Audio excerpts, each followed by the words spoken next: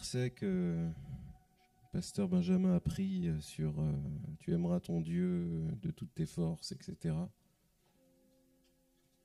Je ne sais pas lequel c'est. Je connais les versets, mais pas les endroits suffisamment bien. C'est pour vous, hein. Moi je le connais le verset, mais je ne sais pas où il se trouve, quoi. Est-ce qu'on peut le lire ensemble ?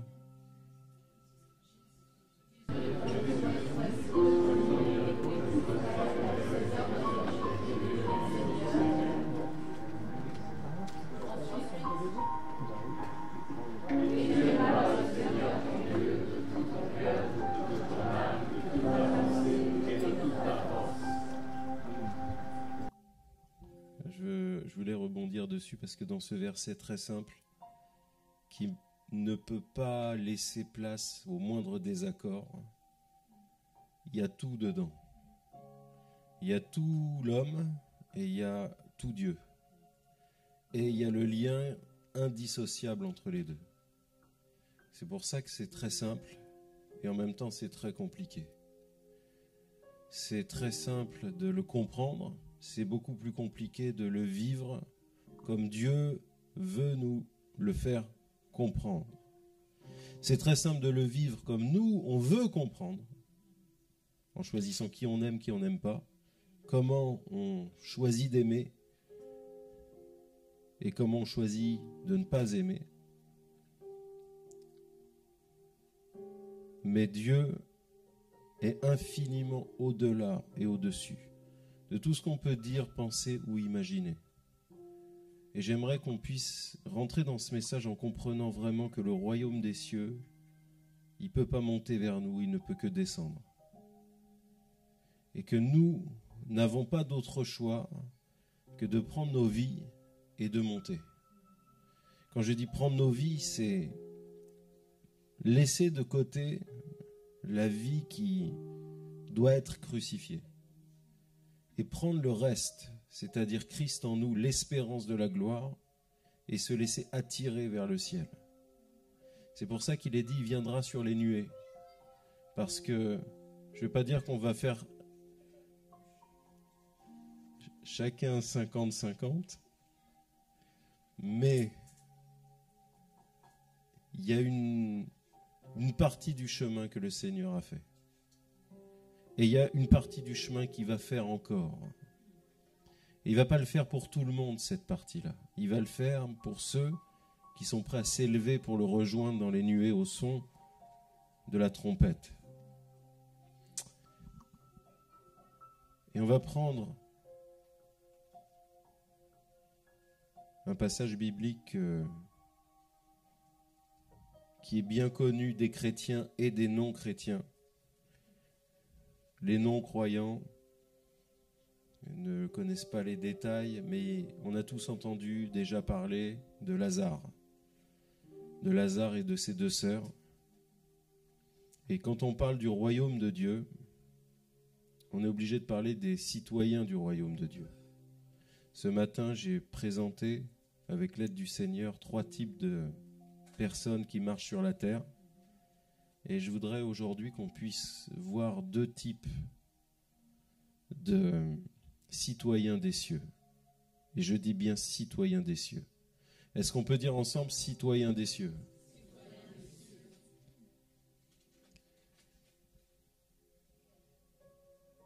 Je continue ma parenthèse sur Marc 12. C'était Marc 12. Hein. Dans Marc 12, sur ce que l'homme attend de Dieu et sur ce que Dieu attend de l'homme, il y a tout. Il y a ce qui définit notre identité. Il y a ce qui définit le chemin dans lequel on doit s'engager dans l'action. Il y a comment on doit réfléchir pour pouvoir mettre nos pas en action, dans la bonne direction et avec les bonnes intentions. Il y a tout. Quand on fait de Dieu notre priorité, notre marche devient facile. Les décisions sont compliquées, mais elles sont compliquées seulement parce que c'est la chair qui résiste. Et quand on commence à prendre le pli, à comprendre qu'il est bon de sentir la chair perdre son emprise, alors on marche de plus en plus rapidement. Et il y a un moment où on arrête de marcher. Dieu nous appelle des aigles. Et il prend l'image, il commence avec l'image de la biche qui saute, qui s'abreuve près des courants d'eau, puis qui saute de sommet en sommet. Puis vient l'image des aigles qui font leur nid sur les sommets des montagnes. Et c'est l'image de notre marche, et c'est l'image du royaume de Dieu qui vient jusqu'à nous. C'est l'image du royaume de Dieu qui vient absorber la terre jusqu'à ce que la terre devienne une nouvelle création. Je veux vraiment que vous compreniez ça au-delà des récits apocalyptico-catastrophiques, au-delà de tous les combats qu'on peut mener. Il y a déjà une victoire dans laquelle nous devons nous tenir. Et c'est cette victoire qu'on doit comprendre. Ce n'est pas le combat et comment trouver les points faibles de l'ennemi. On doit trouver d'abord nos points forts. On doit savoir comment utiliser l'épée de l'esprit, la parole de Dieu. On doit savoir comment ne pas se blesser avec. On doit savoir comment être crédible avec. Il y a tous ces éléments-là qui nous permettent d'avancer, de monter pendant que Jésus nous rejoint. Ça va ? Donc on va faire un pas de plus. Un pas de plus, non pas vers le président Emmanuel Macron, mais vers le Seigneur des Seigneurs et le Roi des Rois. Et on peut toujours plaisanter du président Emmanuel Macron, mais dans la Bible elle-même, il est écrit « sous le règne du roi ». Sous le règne du roi. Ça veut dire que Dieu qui place des autorités, peu importe qui elles sont, Dieu les reconnaît. Ce que Dieu reconnaît, nous devons le reconnaître. Ça ne veut pas dire que Dieu reconnaît et est d'accord, ça veut dire que Dieu reconnaît. Il s'arrête et dit effectivement celui-là est roi, effectivement celui-là est prince, effectivement celui-là est esclave, effectivement celui-là est libre. Ce sont des choses auxquelles nous devons faire attention parce que le royaume des cieux se construit. Et pour se construire, avant de construire de l'extérieur, on doit d'abord construire de l'intérieur. Parce que le royaume des cieux, avant d'être là, il est d'abord dedans. Et s'il n'est pas d'abord dedans, le royaume des cieux, le royaume de Dieu, ne peut pas se voir sur la terre. Donc je vais t'inviter à poser ta main, une main amicale sur ton ami, ton frère ou ta sœur à côté de toi, et lui dire le royaume de Dieu doit se bâtir avec toi.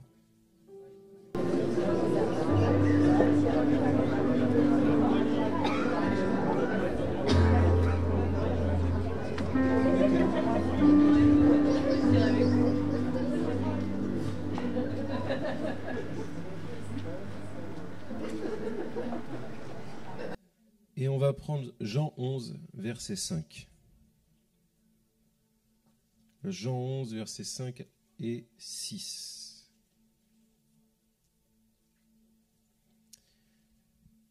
Or, Jésus, bien que très attaché à Marthe, à sa sœur et à Lazare, resta encore 2 jours là où il se trouvait après avoir appris la maladie de Lazare.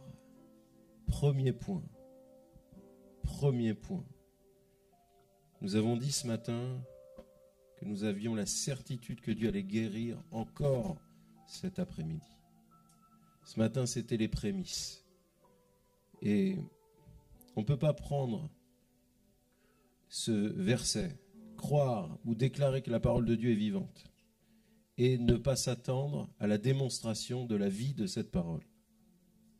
Donc je veux vraiment vous inviter à ne pas écouter ce message, mais à l'entendre. À ne pas écouter la parole de Dieu, mais à l'absorber et à laisser le Saint-Esprit faire le déclic, l'allumage, la mise à feu, pour que cette parole passe du logos au rhéma, c'est-à-dire d'une parole intellectuelle à une parole qui devient vivante et active. Vous comprenez ce que je veux dire? Ça veut dire que cette parole, elle ne doit pas rester un concept, elle doit devenir une expérience. Est-ce qu'on peut prier quelques instants pour ça, maintenant? Élevez vos voix, restez assis ou mettez-vous debout, ça m'est égal, mais juste priez. Demandez au Seigneur, parce que moi, c'est mon désir depuis que je suis chrétien, et c'est pour ça que je suis devenu chrétien. Parce qu'il était hors de question qu'on me raconte n'importe quoi sur Dieu. Parce qu'est venu un temps dans mon existence où la seule autorité qui restait de valable à mes yeux, c'était ce Dieu, parce que je ne le voyais pas. Et donc, il était impossible que ce Dieu ne puisse pas être celui qu'il dit être. Sinon, je n'avais plus aucune raison de vivre. Et je peux vous garantir que si je suis encore là devant vous, c'est que Dieu est Dieu. Et s'il a été Dieu pour moi, à combien plus forte raison, il est Dieu pour vous. Comme l'a dit le serviteur de Dieu, il y a des choses qui ne se sont pas réalisées dans ta vie parce que tu n'as juste pas compris. Ce n'est pas Dieu qui bloque, ce n'est pas Dieu qui est en retard. C'est Dieu qui attend que tu comprennes quelque chose qui fasse l'allumage pour que sa grâce ne vienne pas à sécher comme de l'huile. Pour que ce ne soit pas une semence qui va sécher dès qu'il va y avoir un peu de soleil. Vous me suivez? Si vous avez besoin de cette réponse, expérience concrète de Dieu, est-ce qu'on peut prier en langue quelques instants maintenant? Maintenant, allons-y, prions en langue. Prions en langue, s'il vous plaît. Priez en langue, priez en langue. Priez en langue. Saint-Esprit, fais le chemin au-dedans de nous. Fais l'espace. Seigneur, fais l'espace pour recevoir le royaume de Dieu, pour recevoir ce qui en nous veut pousser et émerger. Seigneur, si nous avons été immergés dans les eaux du baptême, si nous avons été immergés en Christ, si c'est dans l'Esprit et dans son feu que nous avons été immergés, alors le royaume de cieux doit émerger de nous.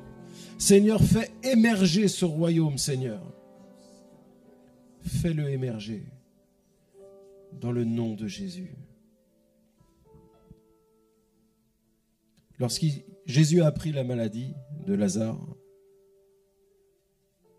il est dit que bien que Jésus aimait Marthe et sa sœur et Lazare, il resta encore 2 jours là où il se trouvait. 2 jours. Vous savez ce que ça signifie 2 jours? 2 jours, c'est le temps qu'il a fallu pour Lazare de passer de malade à mort. Vous imaginez? Le prince de la vie entend que ses bien-aimés sont en danger et sa première réaction, ce n'est pas de se précipiter, c'est d'attendre. Et il attend juste le bon timing pour que la maladie empire au point de non-retour. Ça veut dire qu'il y a quelque chose que nous devons comprendre. Ton timing et tes exigences ne peuvent pas être celles de Dieu. C'est la première loi spirituelle pour recevoir, pour déclencher le changement et l'activation de la prophétie dont parlait le serviteur tout à l'heure. Est-ce que vous comprenez combien c'est illogique pour la chair? Mais quand on accepte d'avoir besoin tout de suite d'une chose, mais qu'on accepte volontairement, au début c'est pas volontaire, mais qu'on comprend, on se laisse persuader par l'esprit qu'il vaut mieux attendre, parce que si ça n'est pas venu, ça me questionne sur moi-même, puis sur Dieu, puis sur moi-même. Et quand je me questionne entre moi-même et Dieu, je pense au royaume des cieux. Je pense au principe du royaume des cieux. Parce qu'un royaume n'existe pas sans le roi, et un roi tout seul ne peut pas gouverner un royaume.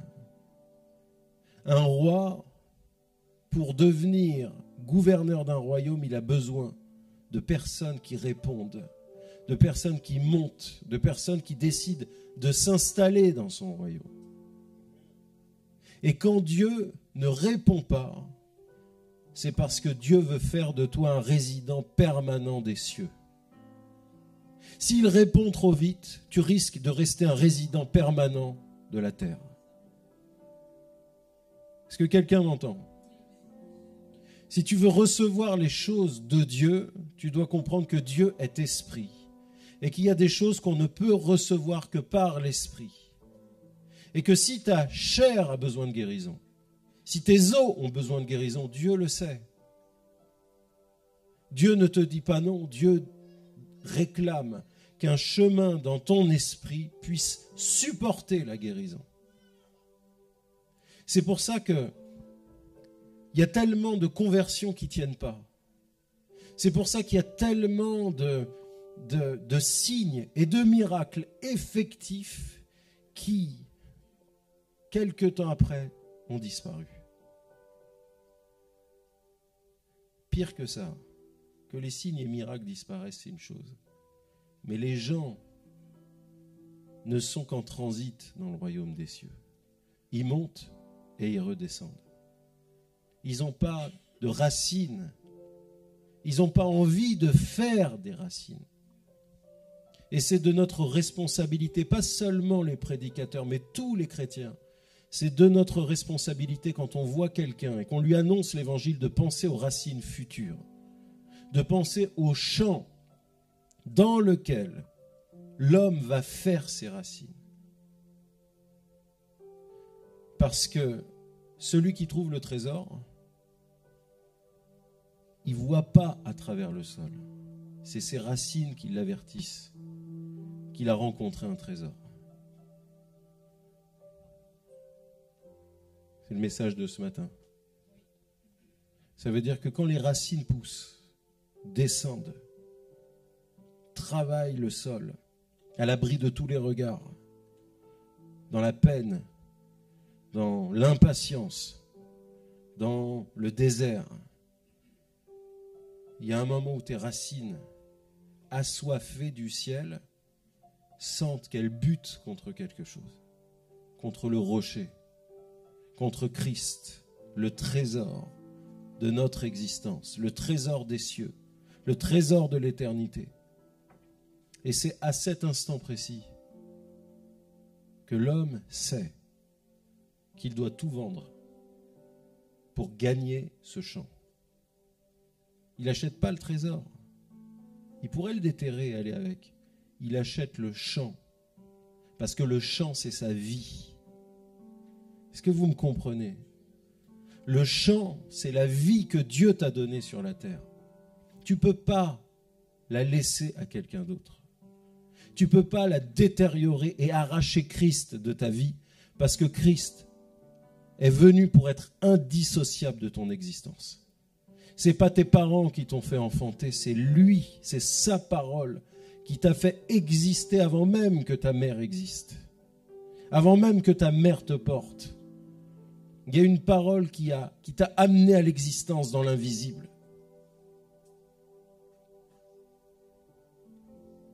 Si ta destinée, si ce que tu attends n'a pas encore eu lieu, c'est parce que c'est le royaume des cieux qui doit l'enfanter.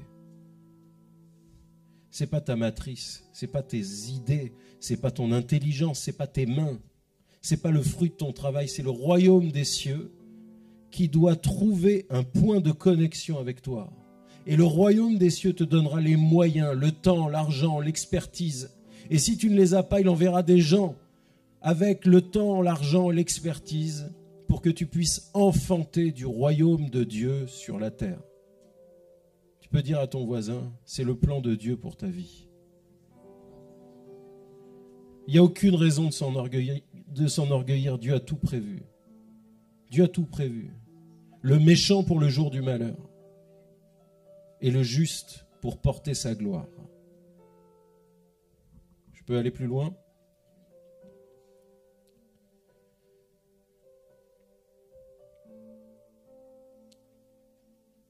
Jean 11, toujours,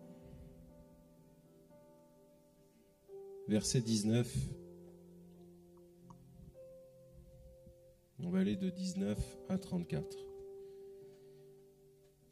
beaucoup de Juifs étaient venus auprès de Marthe et de Marie pour les consoler au sujet de leur frère, parce que Lazare avait fini par mourir. Puis, Marthe, dès qu'elle entendit que Jésus venait, alla au-devant de lui. Mais Marie demeurait toujours assise à la maison. Vous captez l'histoire? Lazare est mort. Les deux sœurs restent. Il y a Marthe qui court vers Jésus et il y a Marie qui reste assise à la maison en train de se lamenter. On est bon? Je peux continuer? Verset 21. Alors Marthe dit à Jésus, « Seigneur, si tu avais été ici, mon frère ne serait pas mort. » Est-ce que ce n'est pas le cri du citoyen des cieux, ce cri-là? L'incroyant ne peut pas le porter. Parce que l'incroyant, il n'a pas porté son espoir en Dieu. C'est nous qui sommes citoyens des cieux. C'est nous qui sommes enfants de Dieu. Nous seuls qui pouvons aller dire à Dieu, mais pourquoi, puisque je suis ton fils, puisque je suis ta fille, et que tu n'es pas n'importe quel père, tu es notre Dieu, tu es mon créateur, on t'appelle le sauveur, pourquoi lui, tu l'as laissé mourir? Pourquoi tu as laissé pourrir mes rêves? Pourquoi tu n'as pas laissé mes plans s'accomplir?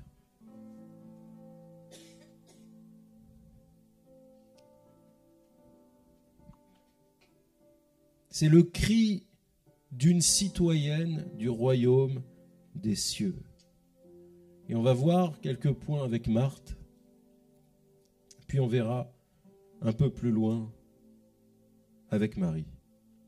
On est bon?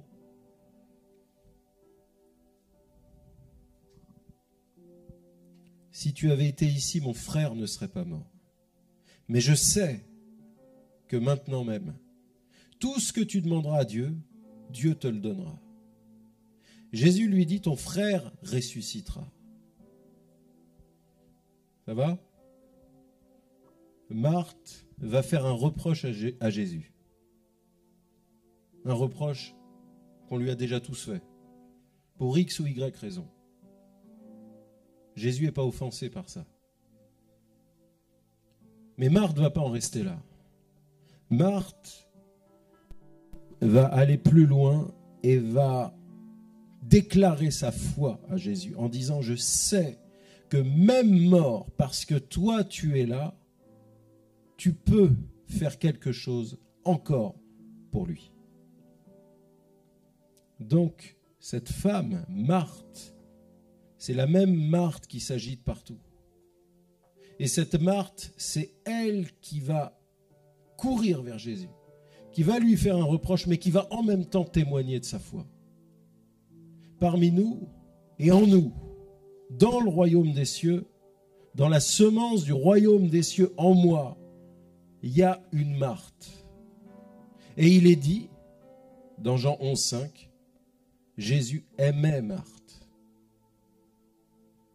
C'est pas parce que tu aimes quelqu'un que tu dois dire oui à tout. C'est pas parce que Jésus t'aime que Jésus doit dire oui à tous tes caprices.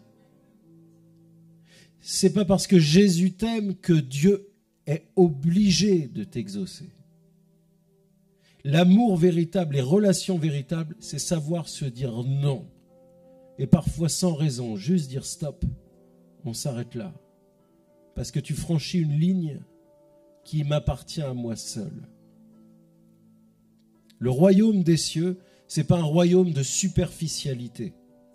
Le royaume des cieux, c'est les profondeurs des relations d'une famille.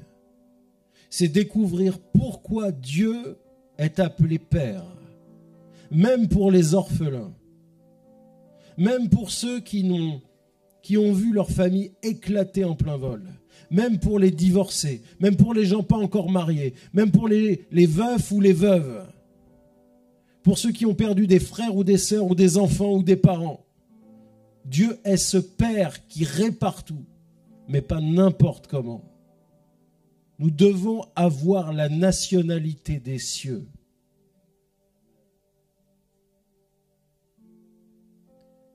dans le livre de Josué, il y a un moment où Josué relève la tête à Jéricho et il voit un homme avec son épée nue sorti. Et il lui dit, es-tu pour nous ou pour nos ennemis? Et cet homme va dire, ni pour les uns, ni pour les autres. Je suis le prince de l'armée des cieux et j'arrive maintenant. Ça veut dire que c'est à toi de savoir dans quel camp tu te trouves, parce que c'est une question que Dieu ne se pose pas. C'est pas tout de dire Jésus, Jésus. C'est pas tout de dire Seigneur, je te donne tout. C'est pas tout de le chanter. Il faut en faire l'expérience. Celui qui a fait l'expérience sait qui est Dieu. Celui qui parle de Dieu, mais agit sans arrêt à l'opposé de qui il est, de son caractère, est un menteur. Et je dis celui qui recommence sans cesse est un menteur. Parce qu'il est dit que celui qui tombe, ou plutôt celui qui estime ne jamais tomber, est un menteur. Ce n'est pas le péché qui te disqualifie. C'est le fait de cette répétition du péché devenant comme un mode de vie. Ça va ?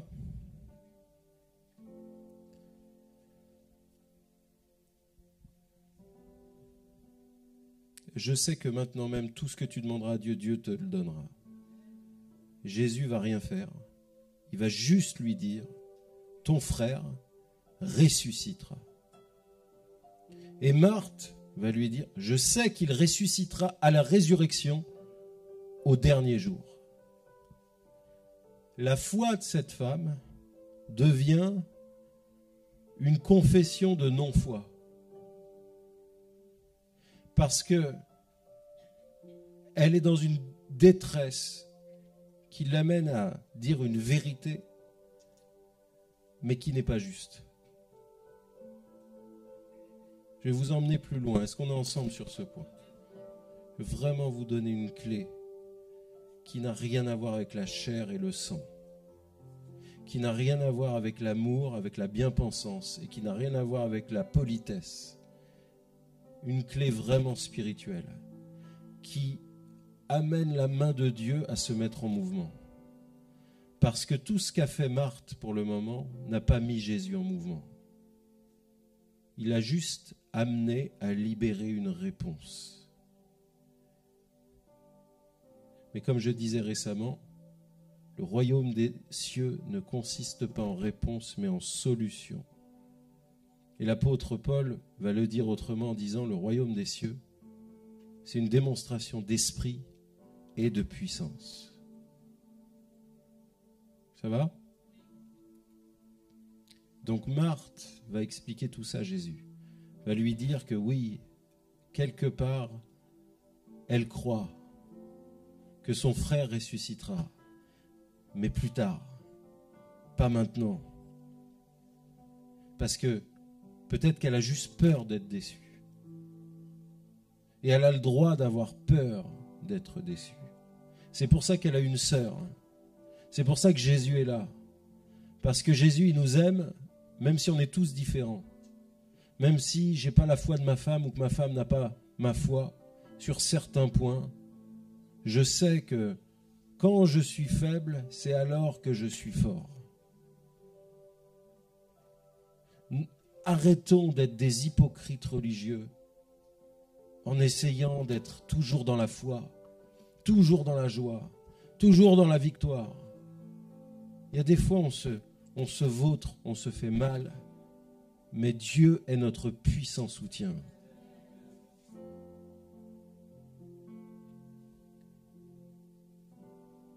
Jésus lui dit, je suis la résurrection et la vie. Il ne lui dit pas, il va ressusciter tout de suite. Il l'accompagne dans sa foi, là où elle en est, pour lui dire, mais tu ne comprends pas que je suis là. Et si je suis la résurrection et la vie, est-ce qu'il y a une raison d'attendre le dernier jour? Ça, c'est une clé pour quelqu'un aujourd'hui, pour nous tous, à vrai dire. Parce que la vraie question, dans nos situations difficiles, la seule vraie question, c'est quel est le pourcentage et l'intensité de la réalité du royaume des cieux sur la terre dans ma vie. C'est ça qui fait la différence entre le miracle et le non-miracle. Il y a la volonté de Dieu, bien sûr, mais il y a autre chose aussi. Il y a le prix qu'on paye de tout vendre pour acheter ce champ, pour racheter sa vie, parce qu'on a identifié que Christ était caché à l'intérieur. Vous me suivez? Je veux vraiment qu'on puisse aller plus loin cet après-midi, parce que Dieu nous a mis à disposition tellement de trésors, tellement de choses sur lesquelles nous devons avancer. On doit revoir tellement de choses. On veut toujours faire venir les incroyants à l'église. Mais les incroyants, ils sont mal à l'aise souvent à l'église. Ça ne veut pas dire qu'il ne faut pas les inviter. Ça veut dire qu'il faut préparer leur chant à eux pour les inviter. Il faut qu'ils se sentent à la maison. Il faut qu'ils aient des points de repère. Il faut qu'ils aient un endroit où ils peuvent être eux-mêmes et pas se dire « là, je suis à l'église, il ne faut pas que je respire trop fort ». Il y a une intelligence qui revient, qui relève de l'amour. Pas une intelligence bête. Et c'est pour ça que je bénis ce lieu. Parce que je sais que la part professionnelle va être le flux majeur d'évangélisation ici.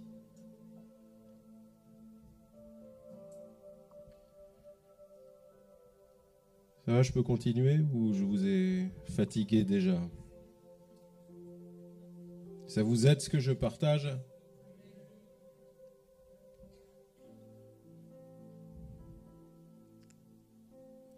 Je suis la résurrection et la vie, celui qui croit en moi, bien qu'il soit mort, malgré tout, vivra.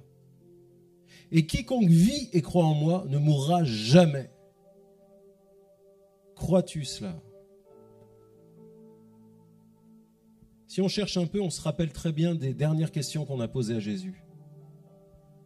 Mais je voudrais vous demander cet après-midi, est-ce que vous vous rappelez de la dernière question qu'il vous a posée à vous? Qu'est-ce qu'il vous a dit en dernier? Qu'est-ce qu'il vous a demandé en dernier? Qu'est-ce que vous avez choisi d'oublier?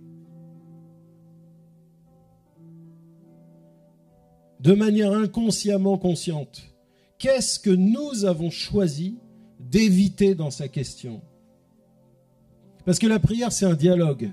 Ce n'est pas une liste de courses. Et quand on parle à quelqu'un, il faut s'attendre à ce qu'il nous réponde. Et peut-être que dans tes sujets de prière,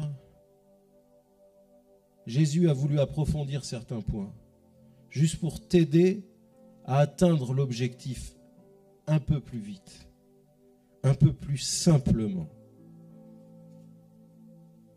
Crois-tu cela?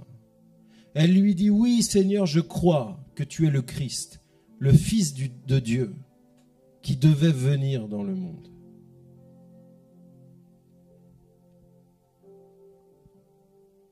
Si on va au verset 28, c'est Jean 11, 28, c'est ça. Hein? Vous êtes sûr, je peux continuer. Hein? Quand elle lui dit cela, elle s'en alla et appela Marie, sa sœur, secrètement, disant, le Maître est venu et il t'appelle. Est-ce que vous remarquez ce qui s'est passé quand Marthe vient, Marthe, la bien-aimée de Jésus, vient le voir et enlève tous ses masques et lui explique qu'elle a la foi, mais que sa foi est limitée, pas adaptée correctement à la situation, mais qu'elle ne peut pas faire plus. Jésus lui dit, je suis. Il lui dit pas, j'ai la solution. Il lui dit pas, j'ai la réponse. Il lui dit, regarde, moi qui je suis. Et à partir de qui je suis, remets-toi en marche. la révélation de je suis. On veut toujours savoir comment faire et Dieu nous répond à chaque fois qui il est. Et on n'arrive pas à faire le pont entre les deux. Et c'est ce pont précisément qui empêche le royaume des cieux de se déverser à sa juste mesure.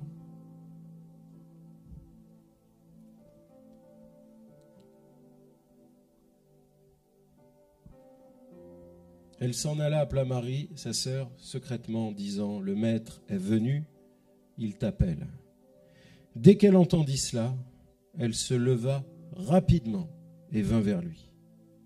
Or, Jésus n'était pas encore entré dans le village, mais il était à l'endroit où Marthe l'avait rencontré. Alors, les Juifs qui étaient avec elle dans la maison et qui la consolaient, lorsqu'ils virent que Marie s'était levée en hâte et qu'elle était sortie, ils la suivirent, disant, « Elle va à la tombe pour y pleurer. » Puis quand Marie fut arrivée où était Jésus, et qu'elle le vit, elle se jeta à ses pieds, lui disant, « Seigneur, est-ce qu'on peut le lire ensemble? Si tu avais... » Allez, on va le dire tous ensemble, là, parce que je crois que le biryani...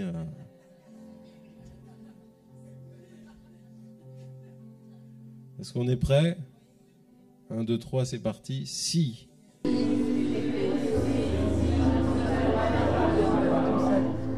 Allez, on va essayer de faire de la couture.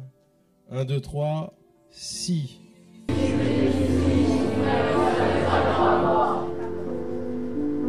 Ça va? Je peux aller plus loin. 2 citoyens, 2 citoyennes, type du royaume des cieux. Des gens sauvés, des bons chrétiens, des gens que Jésus aime. Il ne les tolère pas, il les aime, il les connaît personnellement. 2 personnes différentes. 2 personnes à qui Jésus ne fait pas de reproches dans ce passage. Ces 2 personnes, c'est nous ici aujourd'hui. Et ces 2 femmes, elles vont prononcer exactement la même phrase. Si tu avais été là, mon frère ne serait pas mort. Sauf que Marie, elle continue pas.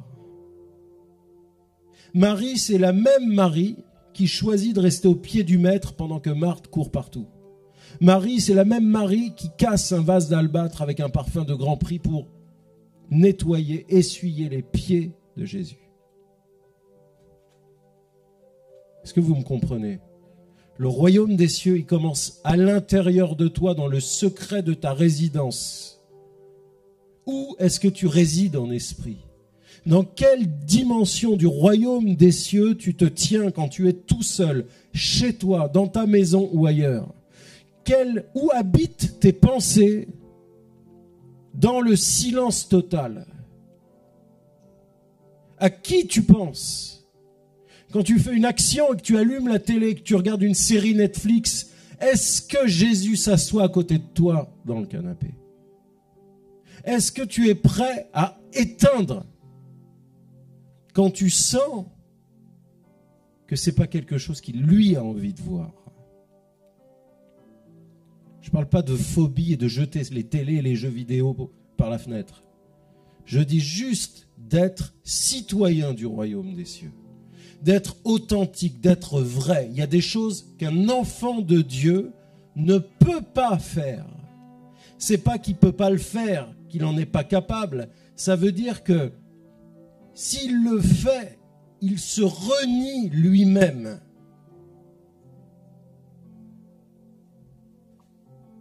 C'est pour ça que Dieu est Père. Et c'est pour ça que Jésus va dire « Je ne vous ai jamais connu ». Vous avez utilisé mes moyens et mes richesses, mais vous n'êtes pas mes enfants, je ne vous connais pas. Vous n'avez pas mon cœur ni mon caractère. Vous n'êtes pas du même royaume que moi.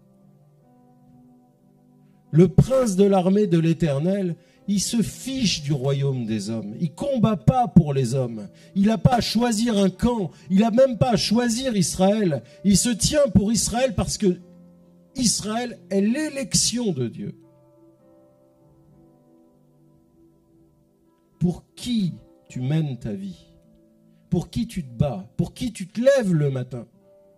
Si c'est pour ta femme ou ton mari, tu vas être le premier déçu. Si c'est pour tes enfants, tu vas être le premier déçu. Si c'est pour ton patron, tu vas être le premier déçu. Si c'est pour l'argent, tu seras le premier déçu.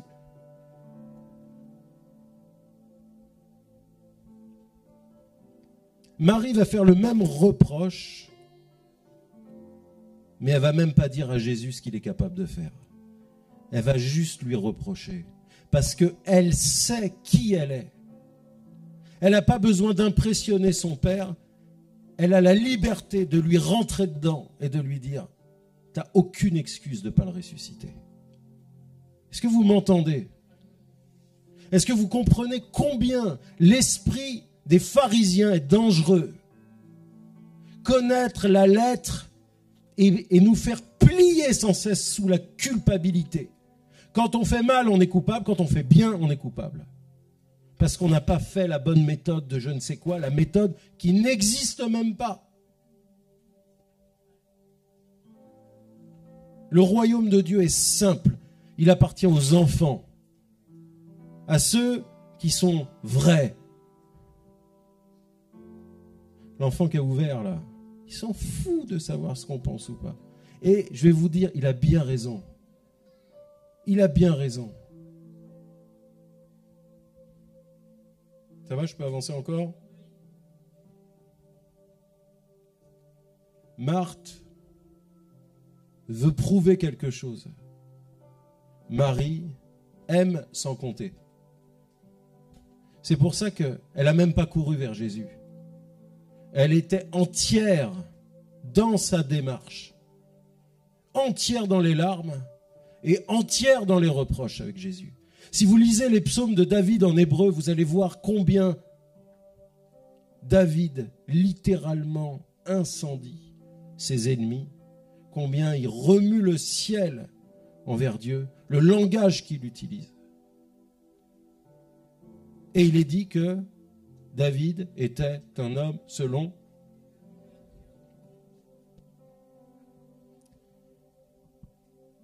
cette attitude de cœur. Sur une même phrase, cette attitude de cœur va avoir un impact différent sur Jésus. Verset 33. Quand Jésus la vit pleurer et que les Juifs venus avec elle pleuraient aussi, il frémit en son esprit. Est-ce qu'on peut dire ensemble? Il frémit en son esprit et fut ému. Ça veut dire qu'il y a un moment où c'est plus le monde de l'âme, c'est plus le monde de la perte affective, c'est plus simplement le monde du deuil. Il y a un moment où le monde de l'émotion transperce le monde spirituel. Parce que Jésus n'est plus touché dans son cœur, il est touché dans son esprit. Est-ce que vous me suivez? Il fut ému et il frémit dans son esprit. Vous savez ce que ça veut dire, frémir dans son esprit?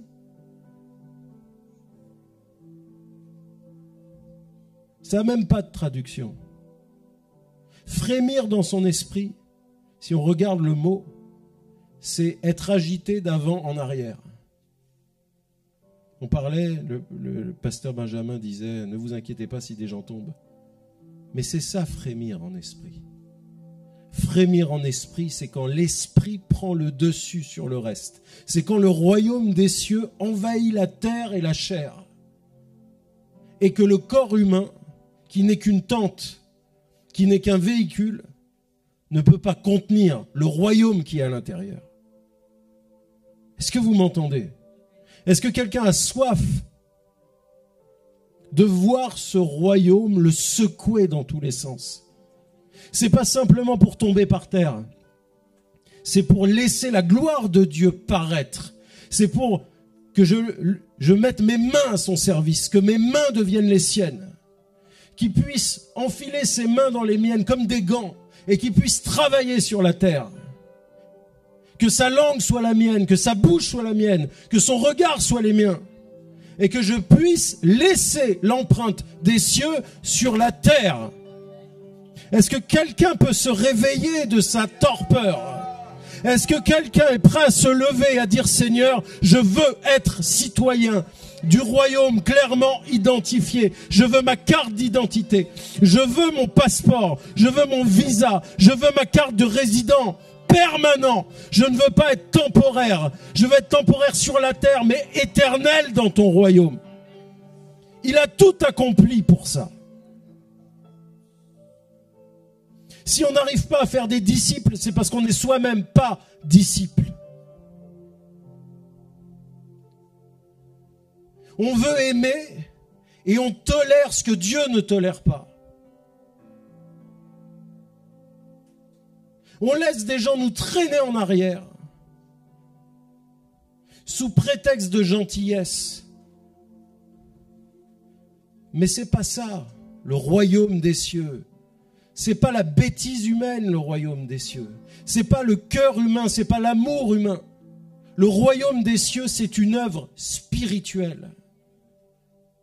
Au dernier jour, tout ce qui n'est pas spirituel disparaîtra. C'est pour ça que l'apôtre Paul va dire, si j'aime charnellement, si je donne même ma peau pour qu'elle soit brûlée, pour que tous les pauvres aient à manger, si je n'ai pas l'amour tel que Dieu le conçoit, tout ça, ça compte pour du vent. Tu vas passer ta vie à te crever littéralement pour un royaume sans le comprendre.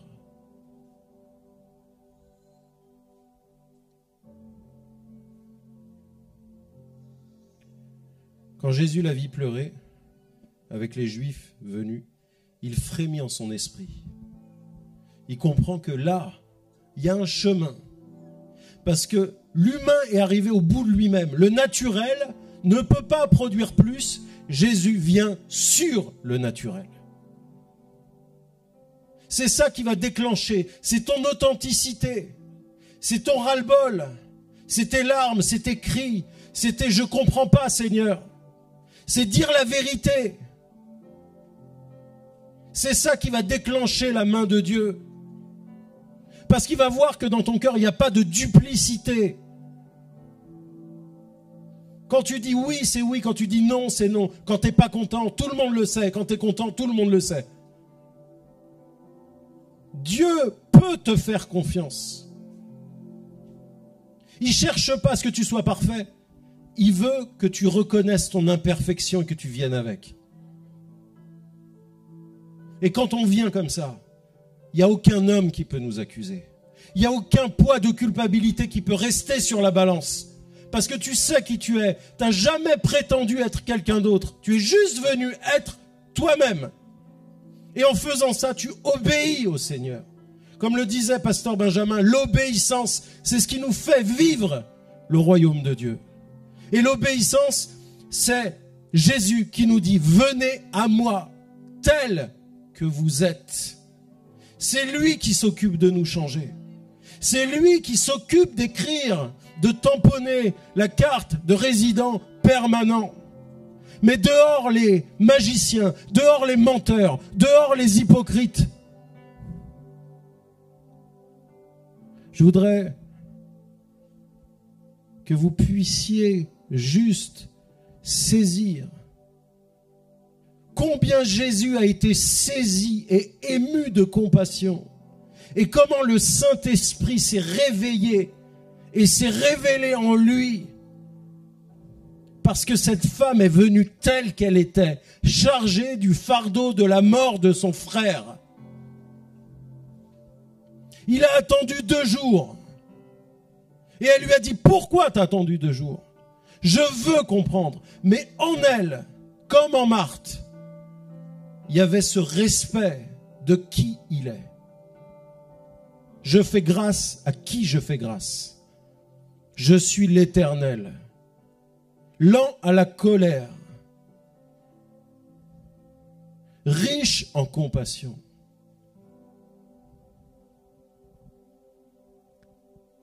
C'est la puissance du Saint-Esprit qui a ramené Lazare d'entre les morts. C'est la puissance du Saint-Esprit qui a ramené Jésus d'entre les morts. Lazare est revenu seul, mais Jésus est revenu avec nous. Et aujourd'hui, ta destinée doit sortir de la tombe.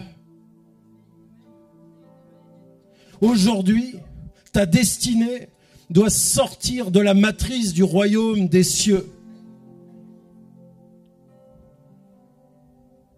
Et je voudrais qu'on se lève et qu'on prie maintenant pour ça. Priez en langue, rentrez dans ce couloir. Maintenant, priez, priez, priez, priez, priez. Criez à lui, adorons-le. Élevons nos voix vers le ciel. Montons plus haut dans l'esprit. Soyons saisis et émus par l'esprit de compassion qui ne regarde pas la dépense, qui ne regarde pas si c'est possible ou pas. L'esprit de compassion, quand il voit un homme authentique, une femme authentique, dans ses qualités et dans ses défauts, l'esprit ne réfléchit même plus, il active le surnaturel.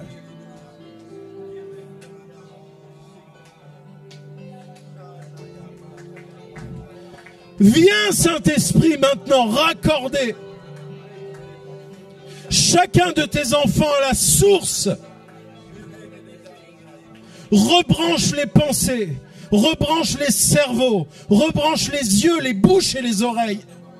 Redonne les 5 sens spirituels à ton peuple comme au temps de l'église primitive, où un seul homme a évangélisé toute la Samarie, où un seul homme qui n'avait aucun titre. Le titre est venu à cause de qui il était. Il n'est pas parti parce qu'on a dit c'est un évangéliste. Il est parti et on a constaté que c'était un évangéliste. On ne l'a pas constaté à cause des signes et des miracles. On l'a constaté à cause de la solidité et de l'équilibre mental et spirituel de ceux qui laissaient derrière lui. Peuple de Dieu, c'est l'heure, c'est l'après-midi pour te lever. C'est l'après-midi pour revenir au Seigneur. C'est l'après-midi pour être équipé. C'est le temps pour toi. C'est le temps pour toi de commencer à dire à Dieu que c'est le temps de libérer ta destinée. Seigneur, viens Saint-Esprit. Viens Saint-Esprit. Aucun démon, aucun péché, aucune puissance, aucun sortilège, aucun arbre généalogique, aucun autel ne peut prévaloir contre Christ, contre l'autel de la croix, contre le sang qui parle mieux que le sang d'Abel. Il n'y a rien dans ce monde, ni dans le prochain, ni dans aucun. Il n'y a rien sous la terre, sous la mer, dans les cieux ou ailleurs, qui est plus grand que le nom de Jésus, qui parle mieux que le sang de l'agneau. Enfant de Dieu, relève le manteau de ta dignité et commence à parler sur ta propre vie en appliquant le sang de l'agneau, parce que Satan a été vaincu par le sang de Jésus, mais aussi par la parole de ton témoignage. Les cieux attendent d'entendre le prince de l'armée de l'Éternel qui se tient devant le trône de la grâce ici et maintenant. Attends le témoignage qui doit sortir de ta bouche, s'élever de la terre et monter jusque dans les cieux. Prends ta part, tu n'es ni petit, ni raté, ni nul, ni coupable. Que personne ne méprise ta jeunesse, que personne ne se moque de la couronne de ta vieillesse. Relève-toi, ressuscite. Ressuscite. Parce que celui qui était avec Marthe et Marie, par son esprit, est encore là aujourd'hui.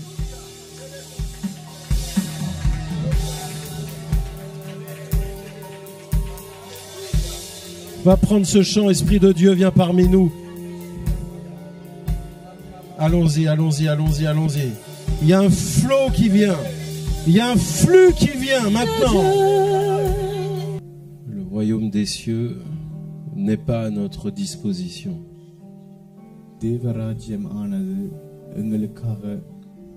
C'est nous qui sommes à ses dispositions.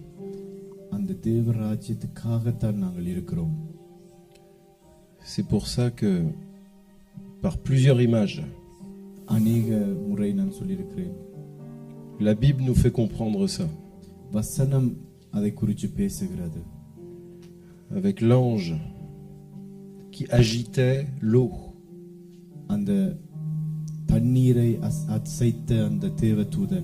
Dans la piscine. Les humains attendaient.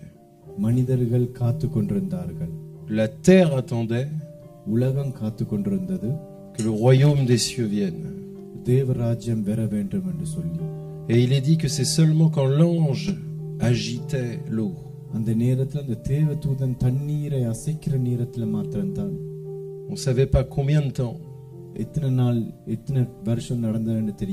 ni quand. Il fallait être là.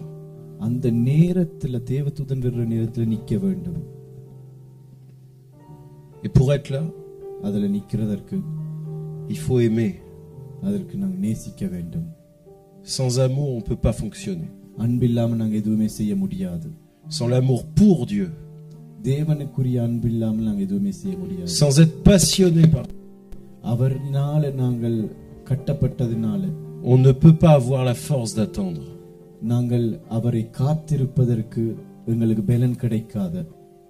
Quand un corps naturel ne mange pas, c'est qu'il y a quelque chose qui ne va pas. Quand tu passes des jours sans manger, sans faim, c'est que tu es malade.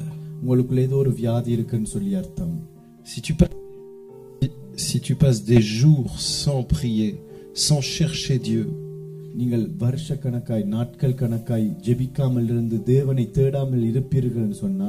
c'est que spirituellement quelque chose ne va pas.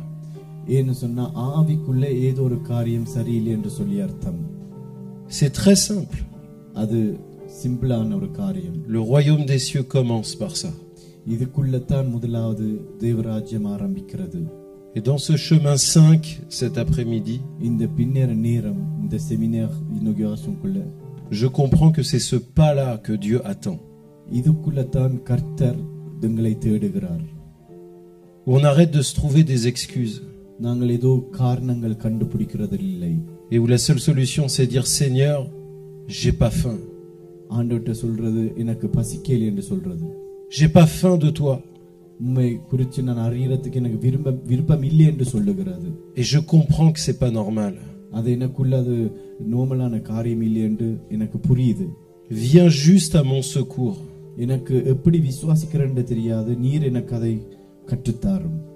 Si je suis ton enfant, redonne-moi l'appétit spirituel.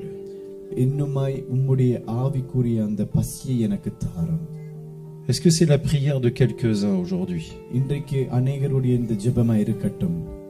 Avec les ministères, si vous êtes d'accord, on va prier vraiment pour ce point-là.